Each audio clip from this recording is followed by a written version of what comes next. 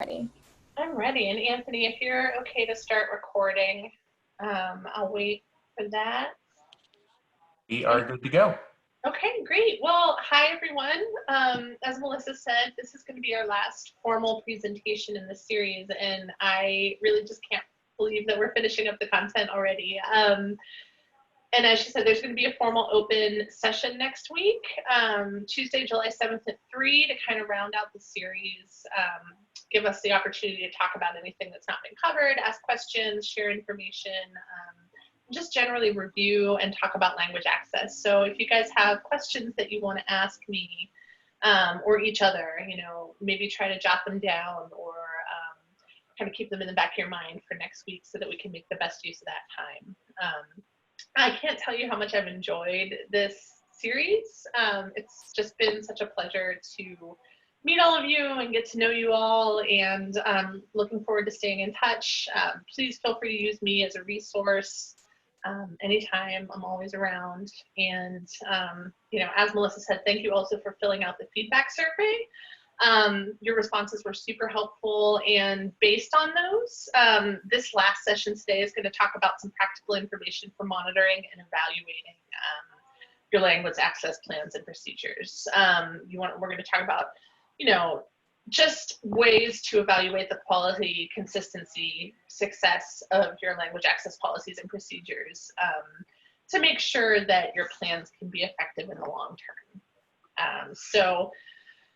This really goes back to that idea that we talked about earlier in the series, which is just that, having a language access plan is a really important step, and it's a necessary element for any kind of a holistic language justice culture within any organization. But if it's just sitting in a cloud file somewhere and nobody's taking responsibility for implementation, monitoring, reporting, communication, and just continuous success and improvement, then it's not going to be really very useful for anybody in the long term.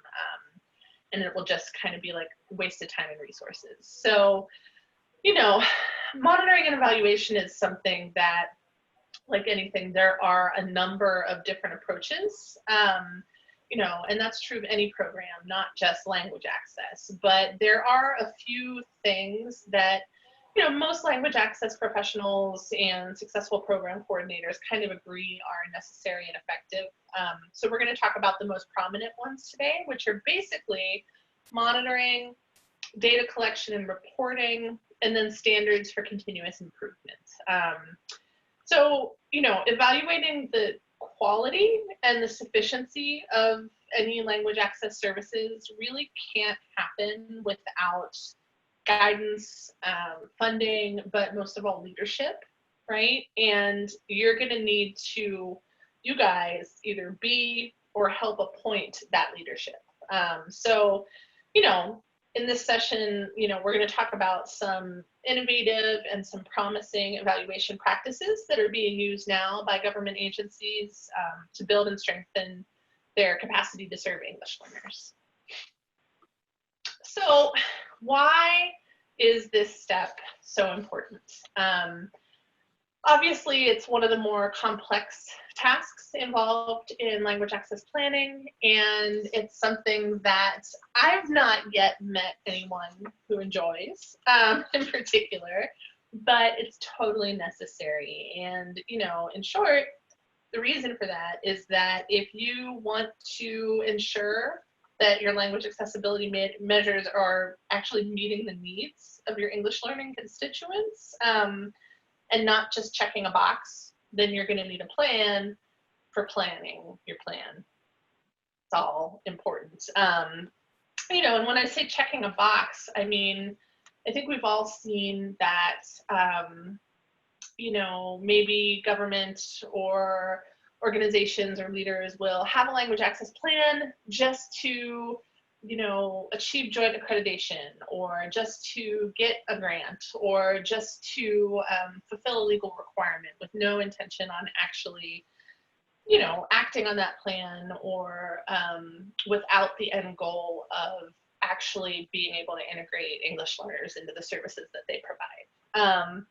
But lots of organizations do and are kind of doing the right thing. And, you know, I think there are lots of different monitoring techniques that are common.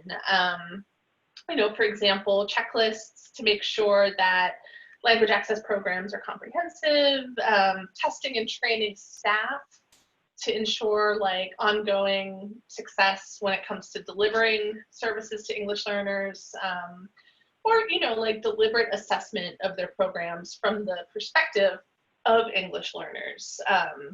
And as, you know, any organization, including your own, develops its own language access programming, you know, ongoing consistent measurement of the results and of the quality of language access programs is going to be really essential to understanding whether English learning individuals really have been afforded meaningful access to your services. So that's why monitoring and evaluation are so important. It's about people.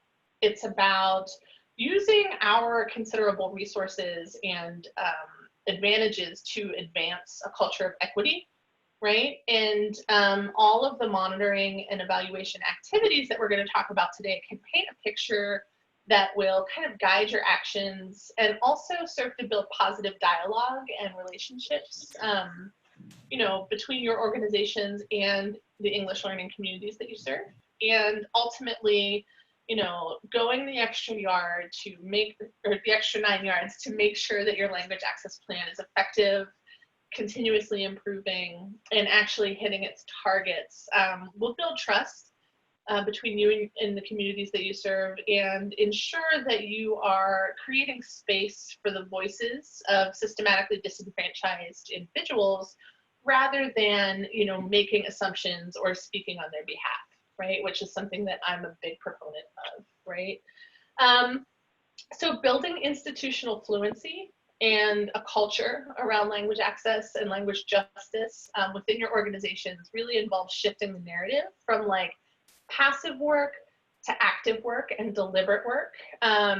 And the work of ensuring equity through language supports is anchored really in taking these steps, right? So this is kind of the meat of applying your language access plan. And this is really the difference between, you know, just having a plan and kind of doing your best and really putting infrastructure in place to make sure that this plan could be something that shapes the culture within your organization in the long term. So what exactly are you measuring, right? That's something that you have to decide before you start planning how you're going to measure, right? You know, I think a good place to start is to just think about what it is that you need. What are your desired outcomes, right? What are your goals? And for each of those desired outcomes, what are the initial, the interim, and the end milestones and indicators that you can measure and quantify and test and track, right?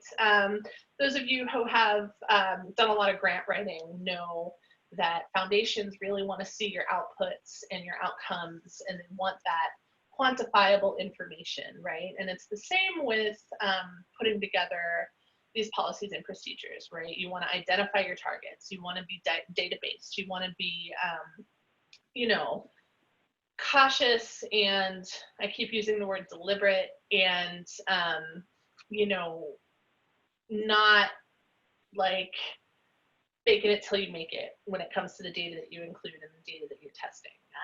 So like an example of an end outcome might be, you know, English learners having improved long-term rates of interaction with your organization, right? That's kind of broad, but as your organization moves toward that goal, you know, there are lots of different intermediate target outcomes that you can measure, right? Like how many English learners enroll in your organization's programs, comparing that data and analyzing that data over time. Do English learners understand their rights with regard to language access, right? Is that a moving target? Is it something you can improve? How can you improve that? Are English learners able to request services when they're in need? And like each of these evaluation points will contribute to like your larger end goal of increasing English learners' interactions with your organization and programming. So coming up with those, I think I've heard them called big, hairy, audacious goals in some of the sticky note presentations I've attended. and trainings and whatnot. Deciding what it is that you want is the first step in deciding how to monitor and evaluate it.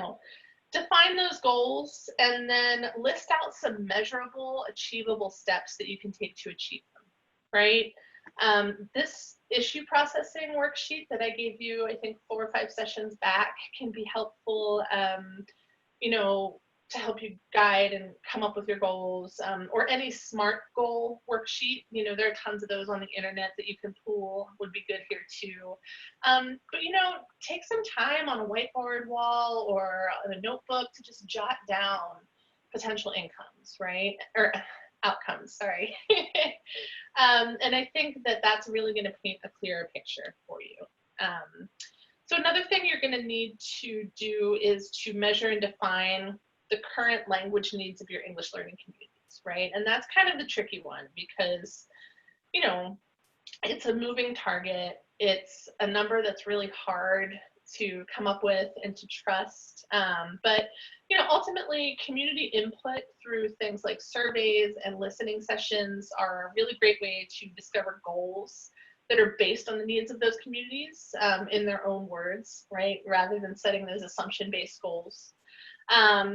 And apart from the goals, right, broadly, what are the needs? You're going to have to pin down the actual data. You're going to have to somehow identify the number of languages spoken by English learners in your service area, the number of speakers of each language, their geographic locations, etc. Since assessing the number of English learners in a service area is kind of one way to assess the extent of your actual legal obligations. This is also important. And, you're going to have to collect at very minimum information about the number and proportion of English learners eligible to be served or likely to be encountered by the program or service that you provide.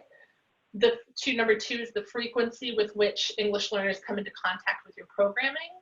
Number 3, the nature and importance of the program, activity, or service provided by the program to people's lives. And number 4, the resources available to the recipient and the costs of those resources. So that's that 4-factor analysis paradigm that we talked about before that really forms the basis of, what needs to be considered as you are collecting and analyzing your information and as you're painting your goals. The number of English learners is the number one question I get. Really, there's no way to get accurate information about who speaks which languages and where within any given community. And it's a problem that comes up over and over again, especially when it comes to securing funding for things, right? You have to be able to quantify the population and, the outputs and the outcomes. The Census Bureau's American Community Survey seems to be the best and most up-to-date source for data on English learners within a given area. You can find annual data there on language use, English speaking ability, etc., at the data.census.gov website. Some cities are using federal census information to kind of identify what they call first and second tier languages other than English that are being spoken by residents. And I recommend using anecdotal information to rank and further scope out those numbers, right? And this is somewhere where I'm a little bit untraditional. But when you think about it, there's just no way, there's no accurate information, so you have to rely on your own knowledge, right? You know your communities better than anybody else. So, you can easily rank which languages are spoken most in your areas, right? So, first tier languages might include the top 5 languages spoken in your city. So in my city, that would be Spanish, Arabic, Nepali, Chinese, and Swahili. And then your second tier languages might be languages spoken by, we'll say, at least 2,000 people. Part of having a monitoring and evaluation plan is deciding what those threshold numbers are. So in larger cities, second tier languages might be defined as languages spoken by at least 2,000 residents, but in smaller cities, that number might be 1,000 or even 500 or even less, right? It's all proportional to the size of your city, to the size of your area, to the size of the population. And, you know, according to the law, all, quote, reasonable efforts must be made to translate vital documents into the first tier languages. And in addition, documents containing critical information should be translated into the second tier language. This doesn't mean you have to stop there, but that's what the legal obligations are, right? So defining these populations is definitely going to be part of your monitoring and evaluation plan. So apart from the census, other resources that can help you assess the number of English learners in your area are, you know, utilization data from English learners' individual files, right? As long as they don't contain, or that information isn't sharing or exposing anyone's personally identifiable information. School system data. School districts are a great resource for information about who speaks which languages in which part of a city or a county. Data from state and local governments, data from community agencies and organizations, advocates, and then information provided by like refugee resettlement agencies and immigration advocacy organizations. So I just, you know, I want to reassure people, because this is such a difficult thing to pin down, that it's okay not to be able to pin down the exact numbers. The exact numbers don't exist, right?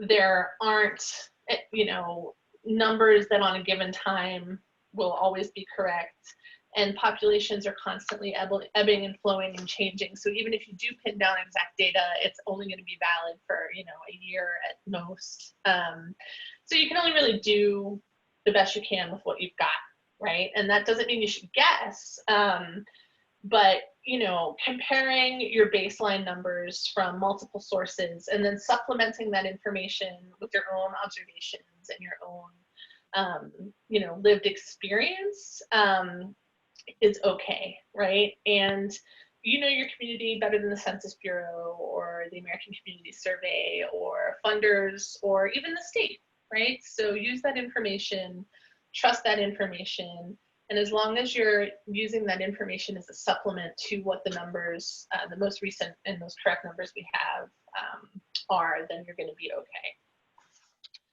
So, you know, another thing you need to define is what you need to be able to achieve your goals, right? So to navigate legal requirements, the practical needs of your English learning constituents, self-assessment checklists can be useful to prepare for and evaluate any program delivery. Once you construct them, self-assessment checklists can be really practical, cost-effective, user-friendly tools for collecting basic information that can assess the overall language access plan or, you know, individual service delivery within any departments within your organization, et cetera. And that Department of Justice checklist that I gave you guys toward the beginning of this series to help recipients of federal funds assess whether their program is in compliance with federal and state laws governing language access is a good tool, though I think it needs updated. I think it's like 15 years old at this point, like the one on the actual lep.gov website. The one I gave you, I adapted slightly. But you'll need to tweak that survey to meet the needs of your organization, right? Like some of those questions are not going to be relevant to you. So the key is creating a checklist that is relevant for you. So, you know, when you do that, it's also important to remember that needs change, systems change, demographics change, everything changes. So assessment is needed on an ongoing basis, right? And that's key. That goes for both the needs of your communities and the languages spoken in your communities, as well as your organizations. So I suggest keeping records of things like, you know, the history of and written communication with any English learners, blind case records. And when I say blind, is capturing this data in a way that doesn't expose personally identifiable information. You know, you don't want to jeopardize people's safety, privacy, confidentiality. Record the number of translation requests and interpretation requests per language, per ward, or per geographic location, and then store any information about public complaints, public comments, etc. And some of this information can even paint a picture of whether equal access to services has been provided to English learners, right? And it can also be used to audit your language access plan. I suggest auditing and tweaking every 6 to 12 months. I believe the current best practice is 12 to 18 months. But best practice is so subjective because this is such a new field, right? So really best practice is what you decide it is. And it all depends on how thorough you want to be and I guess how seriously you're taking it, how much funding you have, how many resources you have to do it. The more the merrier, obviously. If you can do it every 6 months, great. If you can only swing it every year, okay. And that might change. Maybe when you are going through the implementation phase, you're constantly reevaluating and constantly checking in. But then once you've established a program, you can revisit it just once a year or even once every 18 months, right? So it's going to depend on where you are in the process. Capturing, collecting, and evaluating the kind of information you need is something that needs to be done constantly, right? So even if you're only auditing your program once every 6 to 12 months, have your department heads, complete and return evaluation reports anytime you're doing check-ins. You want to document results within any programs you have. You want to continuously collect this information rather than retroactively kind of trying to put the pieces together, right? So, this includes any negative findings, proposals for corrective action, right? This is a living process and shouldn't just be once a year, trying to paint a picture. It should be constantly painting that picture, and then once a year, looking at the actual numbers and making decisions based on that. Any inclusive civil rights-based approach to language access is going to overlap with different areas that might also affect English learners' access to services. So that's to say other departments within your government or within your organization may also be conducting federally mandated or Title VI mandated programs such as, ADA enforcement, ADA accessibility, or any other services. And, they are going to be also gathering information that can be helpful to you when it comes to improving their services and projects. So these overlapping needs within different governments, within different organizations, can mean partnership with other agencies who also have to comply with regulations. And that's a strategy that can really reduce your costs and evaluation resources by kind of sharing those across different departments. So monitoring tools and assessment practices are going to be, defining those needs, the needs of your communities, and that's a little bit more in depth than, simply setting goals. Collecting information and identifying the appropriate results is a complex process, right? Leaders have to determine the extent, the type, potential sources of information needed for planning purposes on English learners who are, likely to participate with your programming. You'll also have to figure out, even if you've already established services to remove access barriers, whether or not English learners are actually getting those services. From an operations perspective, you're going to have to determine whether individuals and service providers are qualified to provide the services that they're going to be offering, right? So we talked about if you are going to use volunteers, which I don't really recommend. I recommend having a contract and working with a language service provider. Make sure that you're monitoring the quality of the services that they're providing. And, there are a range of approaches used to assess sufficiency and quality of services, whether from the perspective of the English learners using broader frameworks such as civil rights and the law, or, your needs as we kind of just discussed a little bit. So some examples of ways to evaluate the effectiveness of your practices would be consumer surveys, census data, secret shoppers. I'm sorry, I'm actually on the wrong slide now. Quality assurance reviews, complaint assessments, oversight committees who can monitor progress with language access programs, those self-assessment checklists, methods for estimating the number and language spoken by English learning individuals, deliberate audits, reporting tools, et cetera, et cetera.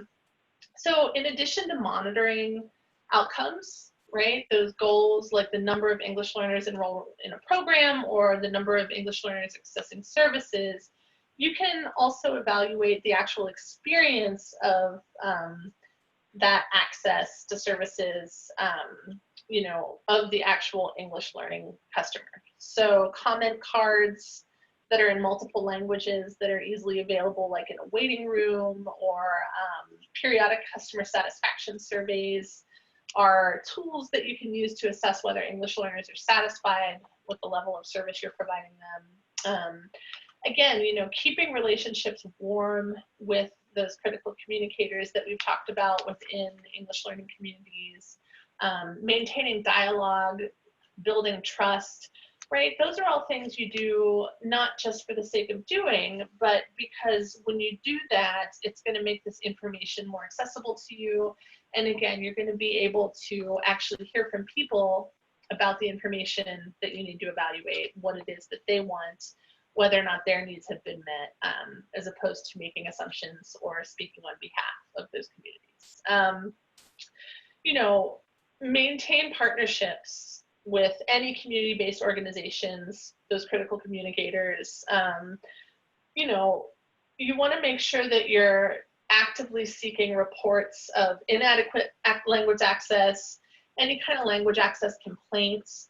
Sometimes those things are hard to hear, but they're really great for actually, like, you know, telling you what you need, right? What you need to do, and listening to the public and making sure that you're seeking out that information is a really important part of continuous improvement, right? Which continuous improvement is kind of one of those buzzwords that goes along with evaluation and monitoring, right? Because I think monitoring and evaluation are two sides of a coin that have to go together.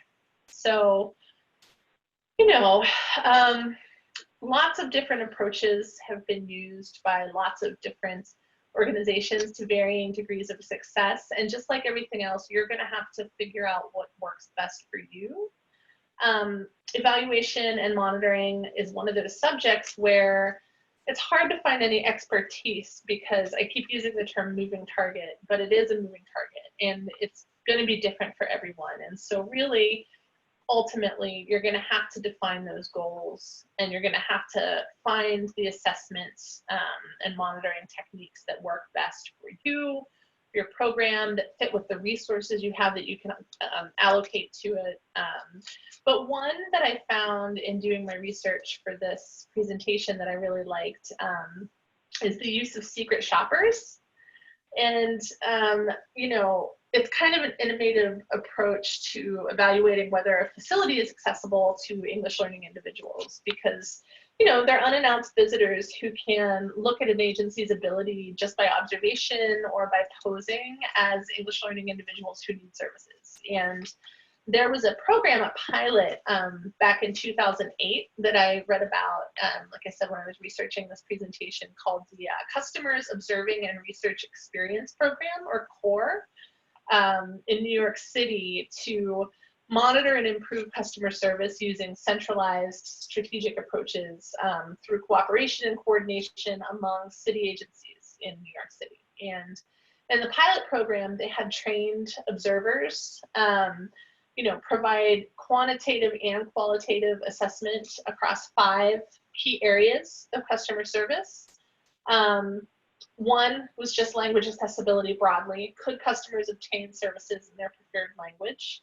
2 was site service and accessibility, right? Was the facility easy to find and navigate? 3 was queuing experience and service transparency. Was it easy to know where to go, what to do, and what documents were needed for them to be able to obtain services? Number 4 is facility conditions. Was the facility clean and well maintained?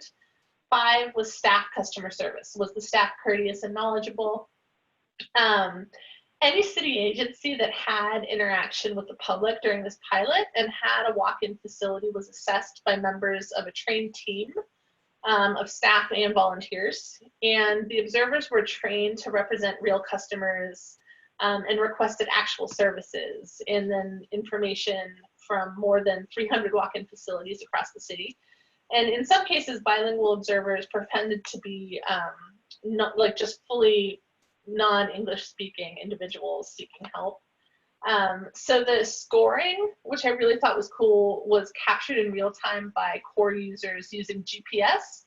And the observers evaluated walk-in facilities on a 4.0 scale rating, or a 4-point scale, rating the facilities as either poor, fair, good, or excellent. And the quantitative assessment of the language accessibility that they used evaluated, the availability of multilingual signage, the availability of translated materials, notice of interpretation services, and the type of interpretation available upon request. So in this pilot, each agency would then receive a score for their language access program according to that 4-point scale. And the overall score was then calculated by providing like equal weighting at 20% across each area. So the core program found, and this is, I'm just reading directly from the report because I thought it was such an interesting program. The core program found that historically, agencies have not focused on customer support in multiple languages, and consequently, the majority of sites visited provided few resources for their LEP customers, or their English learning customers, with an average 1.9 rating on the 4.0 scale. This was across all of the key areas of customer service, and for the majority of the sites visited, translated signage or materials were either minimal or non-existent. Spanish was most often accommodated for sites providing multilingual signage, despite the fact that the top 6 languages spoken in New York include Chinese, Russian, Korean, Italian, and French Creole. The assessment found little or no consistency in the types of translated materials provided by agencies across their facilities, and interpretation services were also limited. Even when interpretation resources were available, right, such as telephonic interpretation, bilingual employees, etc., English learning customers were sometimes asked to bring a family member or a friend to interpret on their behalf. Fellow customers were also asked to serve as interpreters. So the cost of the core program was minimal because the core program used existing staff or unpaid interns and borrowed technology from one of their like existing operations units called the Street Coordinations Operations Unit. The team of city inspectors who identify and report like, potholes and graffiti and defective sidewalks and things like that had the technology for the GPS tracking that they were able to piggyback off of. And so there was no additional cost for piloting other than staff time, really. So that is a really great example of innovation with evaluation techniques. So, the data on language accessibility of agencies creates kind of a unique opportunity to draw attention to the lack of services available to English learning individuals. And results of this program were widely reported and publicized. And as a result, agencies really felt a need to respond to that rating and to their own ratings, right? So while city officials found the snapshots of services by testers to be useful and provocative, they also note that core results should be interpreted in a broader context, right? So more thorough evaluation obviously would involve following up, visits to sites over time, right? Interaction with a larger sample staff, larger control group. But I really like this idea that the city put all of these resources into the secret shopper program, and then the results were pretty bad. And so that motivated the different departments who got really bad ratings to improve things because there was publicity involved, right? And the stakes were a little bit higher because they suddenly had, the microscope turned on them and they were very exposed for their shortcomings, which, you know, can be a negative thing if you perceive it that way, or it can be an opportunity. And so I think that anytime you're digging up information, you know, it's okay and it's good to get complaints, and it's okay and it's good to learn where your shortcomings are, because those are the things that you can improve, and those can be your targets, and you can measure and record your progress, right? So it's an active process that involves self-reflection, self-assessment, and then deliberate response. And, you know, really to make sure that you're meeting the needs of English learners in your communities, and that your language access plan continues to be effective over time. You know, monitoring and evaluation strategies are just a huge, super important part of your language access plan. So, you know, establish those procedures to monitor the effectiveness of your overall program, and also evaluate the quality of services performed by language access professionals. And so, you know, really in short, I feel like around the concept of evaluation, there's a lot of, I don't want to say fear, but like people get paralyzed because it feels like there's a formula that you're supposed to know and you're supposed to do and you're supposed to be capable of. But just like anything else with language access, it's messy and it's not linear, and it really depends on, you know, what you need. And in order to figure out what you need and what your constituents need, you have to do some digging. And that's what's meant by evaluation, right? It's the process of digging. It's not a set of rules that you can follow, and it's not a formula. It is the process. It's the process of continuously monitoring, continuously making sure things are going well, right? And this is one of the best uses of a language access coordinator. This is one of the best ways to persuade leadership that you need a language access coordinator, right? Because it's a lot of work. And you got to figure out who's going to be responsible for it before you can execute anything like that. So, like I was saying, that you need to either be or help appoint the leadership in this process. Advocating for a language access a language access coordinator can be a big part of this, and you can show that over time your organization will save money because there will be a dedicated person who can cut your risk of lawsuits, who can limit your liability exposure, and who can actively and effectively maximize your resources through careful planning and monitoring and evaluation. So that takes us just about up to time for a Q&A. So I'm going to go ahead and unshare my screen and ask if you guys have any questions at all. Oops. All right, Jayne, this is Jen. Sorry about that. I've got a quick question. There was a lot of feedback. I have a quick question, and I apologize because I was frantically taking notes, so I missed part of it. And I know you've talked about this before, but earlier on, when you were talking about the community's language needs and looking at data, and you talked about the 4 factors. Can you remind me again what those are? Sure, yeah. I'm going to read them to you as they are in the law. I have them written down here. That's what I thought. Are they in the original documents you sent us from the first session around the law? Do you remember? They are, but I'm very happy to read them again. Okay, thanks. Because I think they're helpful for everybody. One is the number or proportion of English learners who are eligible to be served or likely to be encountered by the program. Or by your agency or organization. 2 is the frequency with which English learners come into contact with your programming. 3 is the nature and importance of the program, activity, or service provided by the program to people's lives. And 4, resources available to the recipient and the costs of those resources.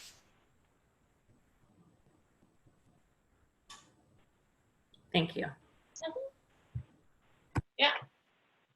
So it's basically number of English learners, frequency with which they come into contact with your programs, the nature and importance of the program, and then the resources that are available. I'm just going to mention that there's been some conversation in the chat about complaint processes. Yes.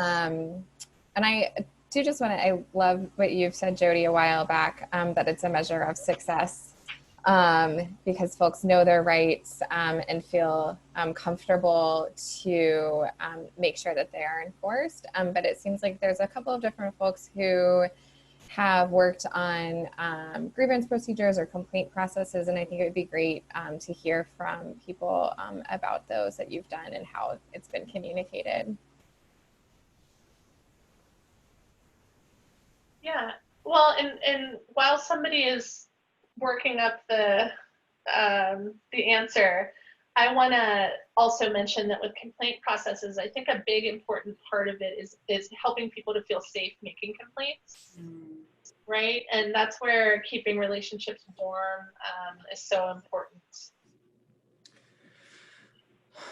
So I can go ahead and say at least something about complaint processes. So this is something new for our most recent departmental language access plan. I was also the ADA coordinator for the last 5 years of our county, which is why I don't know if that's necessarily where we got the idea, but I when we were drafting it with the department staff and the new language access coordinator, we thought it was really important that there be a process.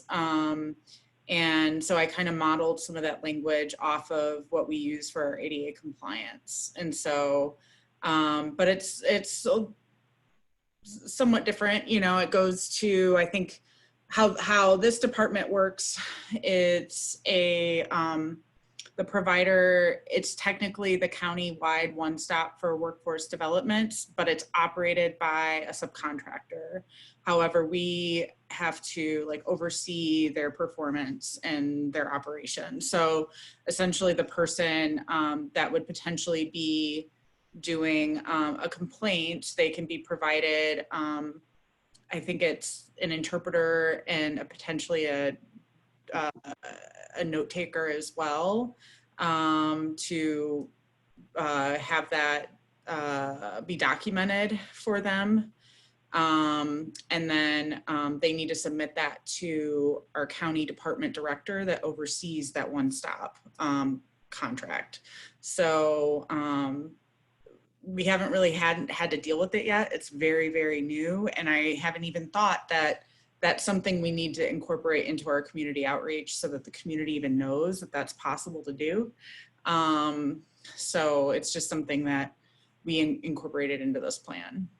So, but we also have a section of the plan that's specifically for community outreach as well. And so we'll use our local welcoming initiatives for some of that work, but it was very clear to the operator that they also needed to do their own legwork to do that outreach, to do those presentations, to get those documents out. So they can use our welcoming initiative, but we're not going to do the work for them.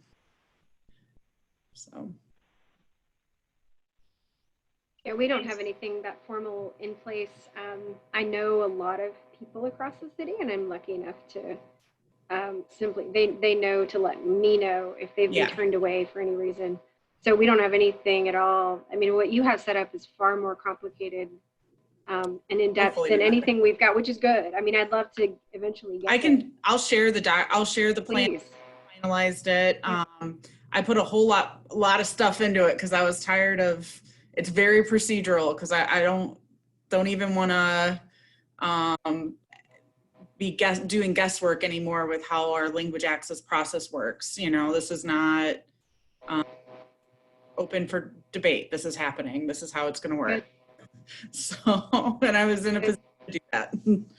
Well, what it's offered me in several cases is I always see it as an opportunity. I try to keep the language very positive around any kind of complaint that comes through. I give people the benefit of the doubt. I speak directly with the person that the complaint was filed against to try not to go, you know, unless I have to, I don't go above their head to their supervisor. But in several cases, it's offered me an inroad to do more training. Mhm. And I don't always have that unless there's Yeah. an issue. So kind of gives me a foothold to get in. Yeah, I mean, I think the language access coordinator is awesome. So I think that, you know, similar to you, Jody, hopefully it'll be an opportunity for a conversation starter when there are issues. And then also, you know, as kind of someone who can maybe advocate a little bit for that customer, that client, because she has a lot of empathy for the clients that are facing challenges in this space. So yeah, and I'm just there to help them create the plan. I have a question. Now that Jody brought up the training portion of it, could you explain a little further as to what type of training or what type of training did you have to focus on? Like, what was the lagging area that you had to like develop a little further on for perhaps that? I am in the process of, I am launching this week language line, translation, a number of things. And from there, human resources is going to help me develop policy. And I think that in the interim, in the next few months, I'm looking forward to developing some of these tools for monitoring. And then I did not have the opportunity to offer a very extensive training on this. And so when you mentioned training, I'm thinking, okay, so what can I learn from her? From your experience. So I'm happy to share some of my trainings with you so that you can adapt them. You're welcome to use them. It's nothing, you know, trademarked or anything like that. I'll tell you the one thing that I've learned, because I've been doing training for the last couple of years now, monolingual speakers are terrified of working with people in other languages. And it really sets off kind of an emotional, physical reaction. They panic a little bit. When you panic, your brain sort of locks up. If you can walk them through the steps of how to work with your telephone, how to use the conference call feature to call language line, what your responsibilities are to make sure you're doing that, that I will say is what I land on most frequently with monolingual English speakers. It's not even, they can understand and learn pretty quickly that language access is required and this is why it's a good idea, blah, blah, blah. They're like, okay, got it, but how? Thank you, like white fragility, yes. Thank you, well said.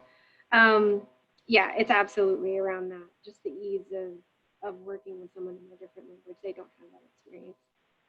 The one time I have had to deal with one specific group. We had to do a little bit more in-depth conversation around implicit bias, why immigrants do belong here,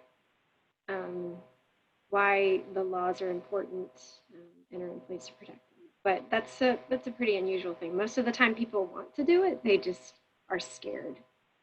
But I'm happy to share if you want to send me a chat and I'll send you an email.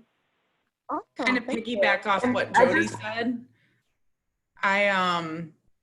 We have required as part of our language access plan cultural competency training, in addition to training how to work with a limited English proficient clientele, as well as you know, obviously how to use the system, just the logistics of how to use whatever interpretation and the processes. So Right.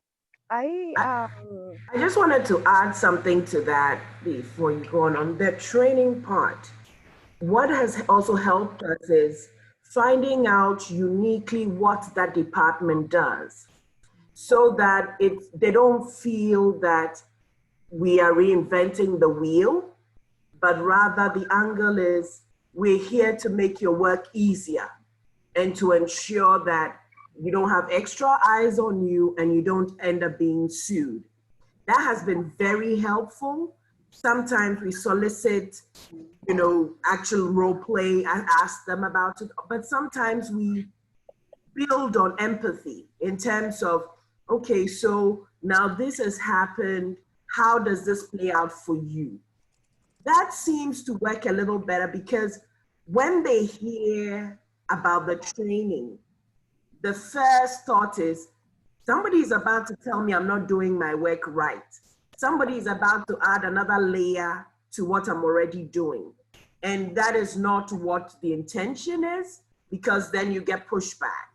So finding out what is unique to that that department and trying to work it through so that we all feel like we're moving forward together. Awesome. Thank you Yeah. so much.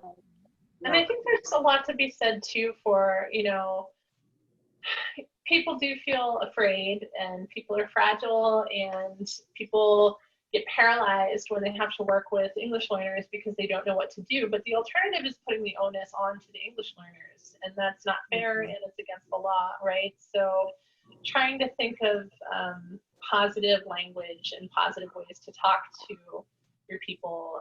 You know, Valerie, you're spot on. I mean, people are a million times more likely to be receptive if you frame it that way. And that's absolutely what I would recommend. And, you know, you guys are already doing this work, right? I'm just here to facilitate this conversation, but it sounds like so many of you are light years ahead of where a lot of organizations and municipal governments and hospital systems are. So you should all just be like really proud of yourselves. And I know you don't need to hear that from me, but I wanted to say it because I believe it. And I think you guys are all awesome and doing amazing work.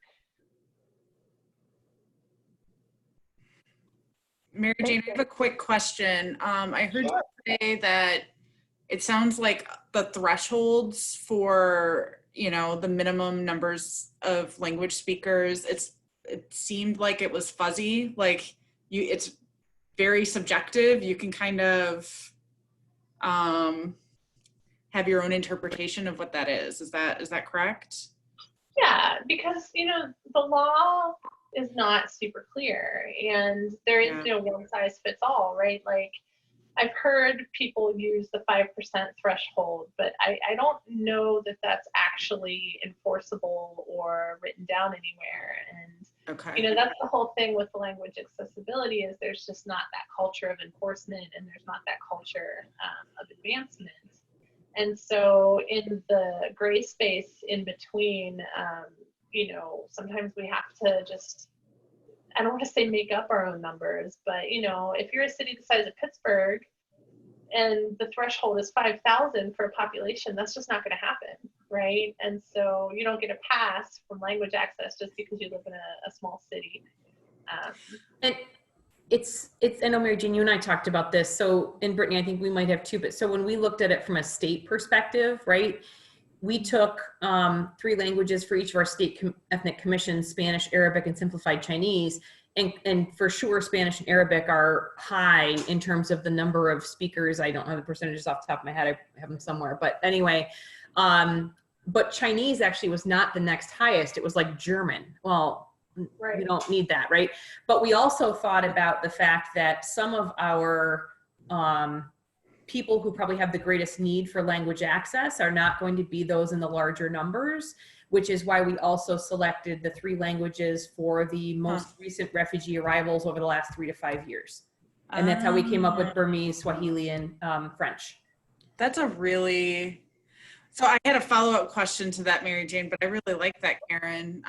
So like, for instance, like the state of Ohio, our Department of Job and Family Services does a lot of civil rights compliance with a couple of our departments. And so as a result of that, they use that 5% or 1,000 people threshold. And so that's what, I guess my point is it for those of us that our departments have to do compliance with states that maybe are doing some of this work, it might make sense to defer to what they're using. So like for us, we're using those numbers because that's what our departments have to use to turn into our state departments for their own civil rights compliance. So I just wanted to throw that out there and say that it might be worth seeing what your state thresholds are. Or what I'm sorry, go ahead, Brittany. No, that's it. I am sort of confused here because I thought that it was based on a HUD regulation where you have to meet the 5% or you could lose the organization could lose the federal funding. And so I think I would love to have a more deeper dive into this type of conversation to be a better guide to the city, or to better speak about this before leadership. Because so far the mentality or the idea that we're understanding here is that per HUD regulation, which is not even state, it's like a federal mandate, is that it has to be 5% of the population in order to qualify for service. Yeah, and I think there's a lot of question over which laws supersede which ones, and that's why there's just not a lot of clarity, right? Because HUD regs don't necessarily, cover, governments, all of governments. Those of you who work heavily in policy could probably speak to that a little bit better. But I've only ever heard the 5% threshold used as an obstacle, right? And I don't know that number is real, and I certainly don't think that it makes sense. So I think there's a case to be made either way, but I personally, think that 5%, 10%, 1%, 0.1%, either way, you're exposed to liability. And so using that language when speaking with leadership is like, okay, maybe the bare minimum, we have to provide the bare minimum only to this certain population. But, again, if you want to alienate people from your services, it has consequences. I think the one thing that I want to kind of throw in as well, we do more than just the bare minimum. We up it to our top 5 languages that are in most demand. One of the things I look at when I'm looking at ACS data is also the level of English speaking proficiency. That's one important piece. If I was just looking at the data of the number of speakers, that's one thing, but I always take into consideration how well they do or do not speak English. I was asked one time, we have a huge Hindi population, but most Hindi speakers already come in speaking English, so there really isn't a point in doing a lot, translating a lot into Hindi. The other thing that I have been able to, because this to me is one of the most important things that we can be doing as language access coordinators, is connecting with our community and finding out what their needs are. That your second point there, Mary Jane, was just, I think we could have another session just on how to connect with your community. But one of the things that we've had the fortune recently is of connecting with our Montagnard community. They just happen to be exceptionally active, and they're a really large community here, and I'm taking advantage of that. So they may not fall within our baseline, the 1,000 people or 5%, but I know that I have a really captive audience there, and I'm going to take advantage of that as much as I can. So that's just I don't know how y'all are handling that, but again, I'm really fascinated by how to get that information from the community about what they need. Well, I hope that we can continue this conversation next week. I do want to be respectful of everybody's time, and it's 4:00 now. But again, next week we're going to do Tuesday because of the holiday weekend.